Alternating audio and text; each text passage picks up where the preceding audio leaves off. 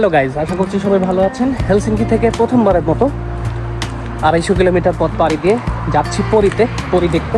Actually এটা আমাদের প্রথম কোনো ট্রিপ যেটা আমরা হেলসিঙ্কির বাইরে যাচ্ছি। এইটা আমরা ইন্ডিভিজুয়ালি যাচ্ছি, মানে আমি নিজেই ড্রাইভ করে যাচ্ছি। তো এই হচ্ছে আমাদের প্রিপারেশন। ব্যাগ নেওয়া শেষ।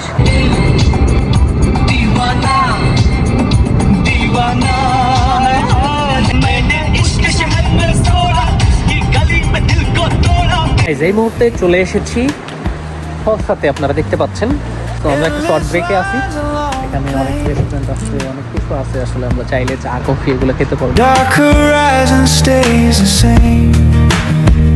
তো গাইস, ফাইনালি লং জার্নি শেষ করে আমি বিচের খুব কাছাকাছি চলে এসেছি। আসলে আমার যে বুককে বুক করা ছিল সেখানে আমি যাইনি, সরাসরি এখানে চলে আসছি। বাট মজার ব্যাপার হচ্ছে বিচে অনেক বেশি ঠান্ডা, প্রচুর বাতাস। আমরা অলরেডি চলে এসেছি সি বিচে। আমাদের বাজার সমুদ্র সৈকত যেমন সৈকত, তো চারপাশে শুধু পানি আর পানি। পিছনে দেখতে পাচ্ছেন বাচ্চারা খেলাধুলা করছে।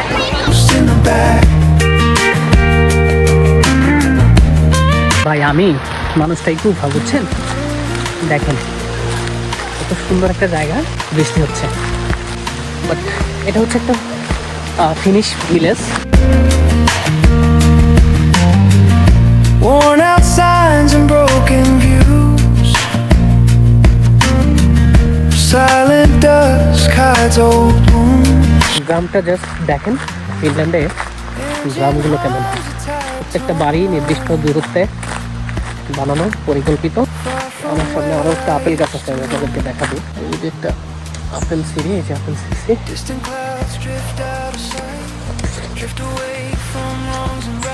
গাছ থেকে আপেল পেড়ে খাওয়ার মজাটাই আলাদা। অনেক পুরাতন বিল্ডিং, আরো অনেক কিছু আছে, অনেক কিছু দেখাবো এগুলো। গাইজ, ফাইনালি আমি আমার মক্কিতে, বা আপনারা হোটেল বলেন বা যেটাই বলেন না কেন, সেখানে চলে এসেছি।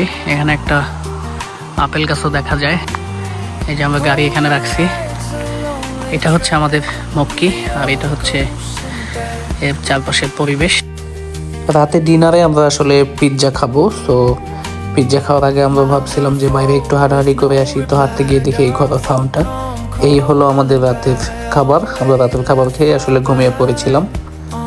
তো গাইস, আমরা এখানে এসে আসলে বৃষ্টির জন্য সকাল সকাল বের হতে পারিনি। এখন আমরা অবশেষে রোদ উঠেছে, আমরা বের হব। মোটামুটি সবাই রেডি হচ্ছে। এখন দেখা যাক আশেপাশে কোথায় ঘোরা যায়, ঘুরতে যাওয়া যায়। যতটুকু সম্ভব ঘুরে আমরা আজকে আবার হেলসিঙ্কি ব্যাক করবো। তো সবাই দেখতে থাকুন। আর আমার পিছনে দেখতে পাচ্ছেন এটা একটা ঘোড়ার ফার্ম।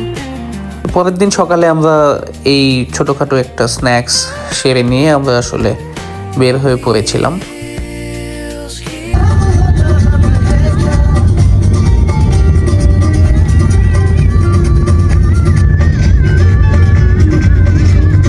আমরা এখন যেখানে আছি, ওখানে একটা লাইট হাউস আছে। লাইট হাউসের পাশে এই যে বিশাল বড় সমুদ্র। লাইট হাউসের উপর থেকে আসলে অনেক বেশি সুন্দর লাগছিল। আকাশ, পাথর, পানি সব মিলিয়ে আকাশের দিনের সেকেন্ড ট্রিপ আমরা চলে এসেছি এই মুহূর্তে। জাস্ট দেখেন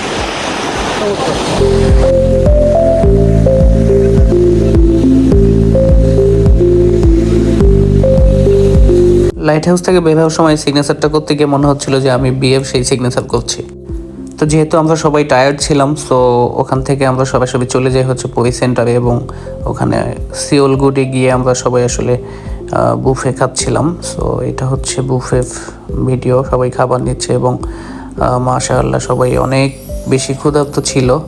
মোটামুটি আমরা ভালোই খেয়েছি। সারাদিন ঘোরাঘুরি করে এখন এই মুহূর্তে আমি আছি পরি সেন্টারে। এই জন্য এই পার্কটা, মানে যারা বাচ্চা নিয়ে আসবেন তারা এই পার্কটাতে আসতে পারেন অবশ্যই, পরি সেন্টারে। এখানে অনেক ধরনের খেলার জিনিস আছে, দেখেন বাচ্চারা খেল করছে। ভিতরে আরও আছে, আমি জাস্ট নিচ্ছি। এখানে অনেক বড় মানুষ এসছে, লোকাল ফিনিশ পিপলও আসছে। ওরা বসে চা কফি খাচ্ছে, আড্ডা দিচ্ছে। বাচ্চারা খেলাধুলা করতেছে।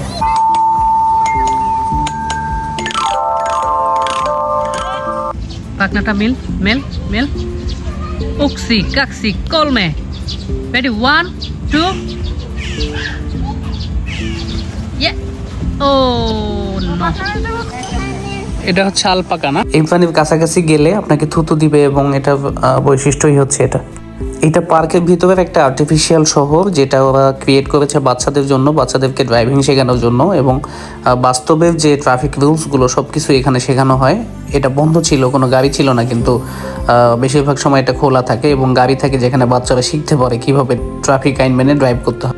কৌতূহলবশত স্পিনাচ ভেবে এগুলো আমরা দেখতে গিয়েছিলাম, কিন্তু গিয়ে দেখি এগুলো বিটরুট বাগান। এটা হচ্ছে রাওমাতে একটা ওয়ার্ল্ড হেরিটেজ সাইট, যেটাতে আমি যতটুকু ইনফরমেশন পেয়েছি এখানে পাথরের নিচে কিছু মানুষকে কবর দেওয়া হয়েছিল। ফাইনালি একদিনের একটা হেপটিক ট্রিপ শেষ করে আমরা হেলসিঙ্কির দিকে ফিরছি। সবাই ভালো থাকবেন, সুস্থ থাকবেন, আশেপাশের মানুষদেরকে ভালো রাখবেন। দেখা হবে পরবর্তী কোনো ব্লগে। ততক্ষণ পর্যন্ত আল্লাহ হাফেজ।